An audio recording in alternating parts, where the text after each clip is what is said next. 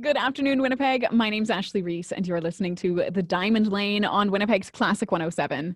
In a city that is usually rich with opera, Winnipeg has been missing the sound of singing so much since COVID-19 pandemic took over in the spring.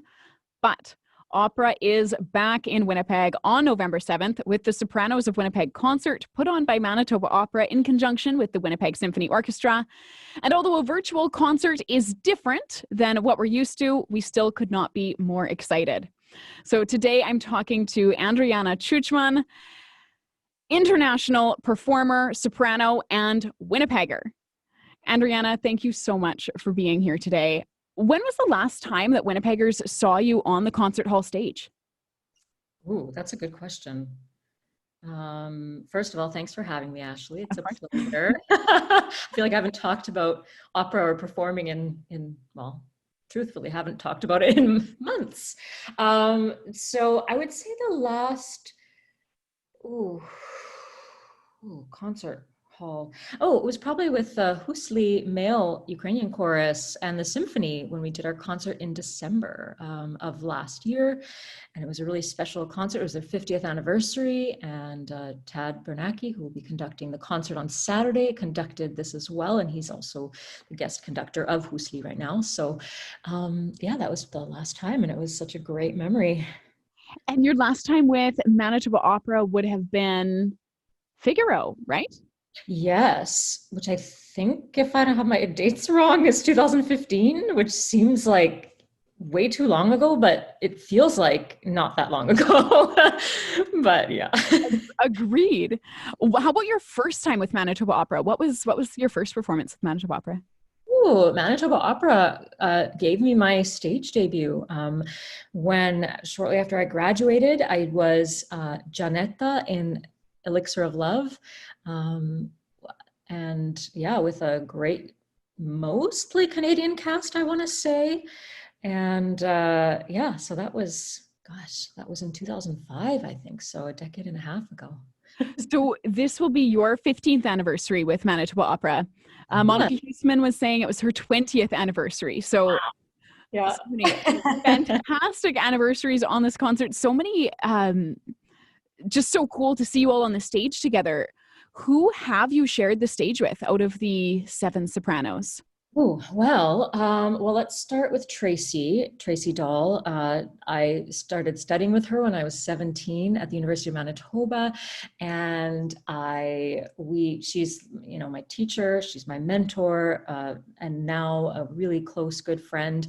And I nannied her boys, so we have a connection. And the really special performance of ours together happened in 2000, I want to say 18, 19, I want to say 2000, maybe January 19, at Houston Grand Opera, where we did Nixon in China. I played Pat Nixon and she played Madame Mao. And just to be in like a professional setting with her, and not in Winnipeg, was really kind of special, because we were just kind of out in the world of opera, and we were able to be colleagues, and we actually roomed together in the same house, and it was such a great bonding experience on and off stage. And we also have done a Manitoba Chamber Orchestra concert, and we will be having another one in June of next year. Let's keep our fingers crossed that this pandemic behaves and goes away forever. Yeah, so that was with Tracy. I was just telling Holly Harris at the Free Press that I also shared the stage with her son, Anton, in Manitoba Opera production of Magic Flute, where I played Pamina and he played one of the spirits. And so that was a super special, because he was, just a little guy then. I want to say maybe around 10 years old. I can't remember, but maybe 9 or 10. That was in 2011. So there's definitely a Tracy Dahl connection in performing. I'm trying to think. Monica, I studied a lot with her when Tracy was out of town, and also just for her input on lyric repertoire. And so I haven't shared the stage with Monica Huisman, but I definitely consider her one of my teacher educators in opera. So, and But Lara and I of course, shared Magic Flute. She was Papagena, and in 2011 at Manitoba Opera, and also Marriage of Figaro, where she was Countess and I was Susanna, and that was a very special performance. And I think that's it. But I'm so excited to do this concert with all the other lovely ladies. Yeah. So you mentioned the pandemic. It's the elephant in the room. As an artist, I understand that your life has been turned upside down by the pandemic, but we've also been talking a lot about our reliance on the arts to get us through. So what is the role of an artist in the pandemic? Oh, well, as we know, this pandemic has been really difficult for my industry as a whole, as for in the arts. If you look at Broadway, completely shut down till next summer. The Met, yeah, it's hard, as an artist, you want to strike a balance of being honest and saying this is a really hard time for us all, and we're struggling, and I've had all of my contracts pretty much canceled, at least until the end of this year, and definitely a few contracts next year. And that's really difficult. I was supposed to be in Hamburg, Germany in this November, but so since that was canceled, it's allowing me to do this concert, which I'm, it's bittersweet, and I'm excited for it.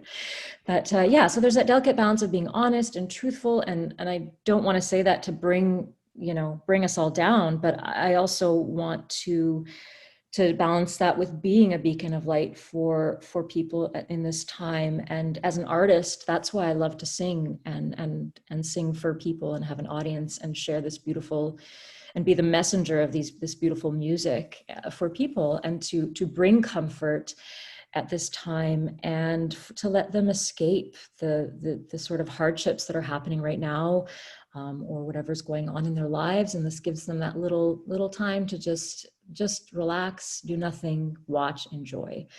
And yeah, so that's sort of, I feel like it's that role as an artist. You want to be human, but you also want to be sort of a almost like a dream for people where they can escape.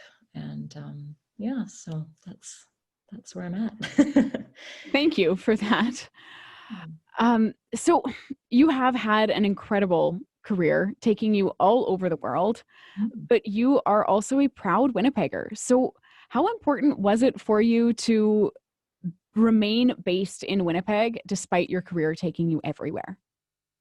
Well, I consider myself very lucky that I can remain in Winnipeg. I have my family here. My husband is here, steady job. And so that sort of roots us here. And it's great because I get to fly internationally, go do my jobs, go do my contracts, fulfill them, and come home and just be home. And I love that. And I have the comforts of close and dear friends and family. And yeah, so there's something very desirable about that on a human level, because life is just as important as career, and you want to balance that. And that took, I definitely had a learning curve on that, and probably in my early to mid to late 20s, even, just to realize, what's important.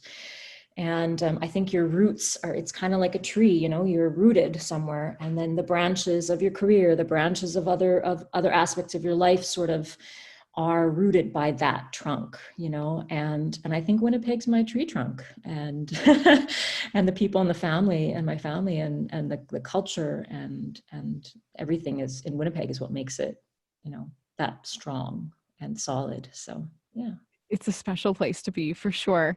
Yeah. Now, when was the last time you spent an entire winter here in the city? Oh,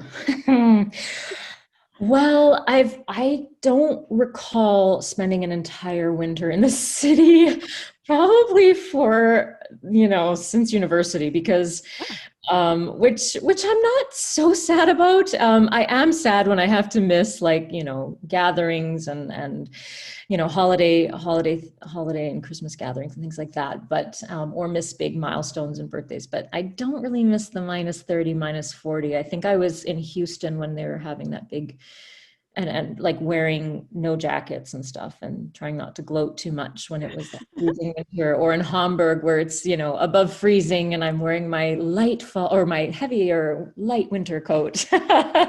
So yeah, I have not spent a full winter here, which I'm, you know, who knows, this winter will probably take the cake. Yeah.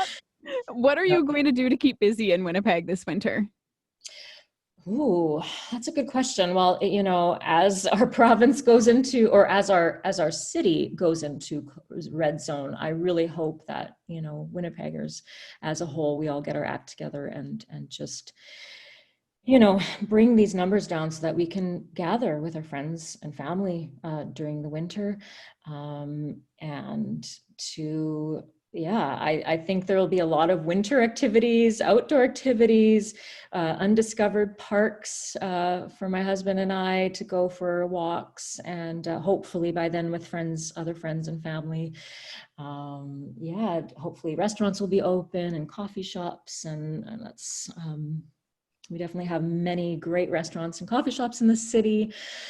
And doing some role prep. I'm doing a world premiere at this point, who knows, but in Dallas, called The Diving Bell and the Butterfly. It was a foreign film. I think it won an Oscar. And by Joby Talbot and Jean Shear. And so that's happening in Dallas. Should be there for end of January till mid-March, but who knows really. So I'll be prepping for that, to create a new role. And yeah, and then prepping for MCO, Tremine and Tracy's MCO concert in June. A lot of fun new rep for that. So yeah, a little bit of home, a little bit of career. We'll see. Yeah. Well, it sounds like you have your work cut out for you. And Winnipeg, we have our work cut out for us too. The more we behave in this code red, the more we stay home, stick to the fundamentals, wear your masks, wash your hands, the quicker we can get back to artists creating art the way that it was destined to be created. So thank you so much for joining me, Andriana. Thank you so much for sharing your message of hope. And we are so excited to see you on the Centennial Concert Hall stage on November 7th. Thanks for having me, Ashley. I'm so excited to perform for audiences in Winnipeg and whoever tunes in.